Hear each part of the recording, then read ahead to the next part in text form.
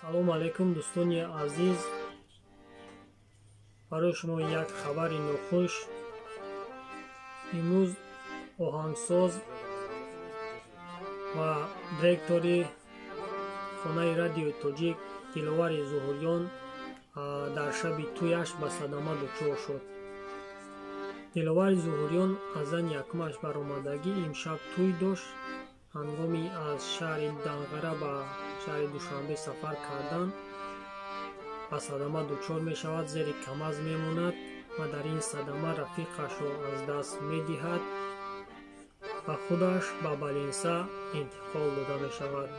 айни ҳол дар балинса аст. дар ҳаққаш дуогӯ бошед. Диловари Зуҳуриён яке аз шахсиятҳое ҳастанд ки хизматаш ба бисёри сарояндаҳо расидааст, аз ҷумла ба Сурайё Қосимова, Шабнами Сурайё, Манижа Давлатова ва дигарон расидааст. Диловари Зуҳуриён яке аз оҳангсозони касбии тоҷик мебошад ва дар ҳаққаш дуогӯ бошед, то соҳ саломат аз балинса барояд, шифои комил худо насибаш гардонад, боз барои мардум хизмат кунад. боқӣ дар паноҳи Аллоҳ бошед. ҳамаи шуморо худо нигаҳбон бошад.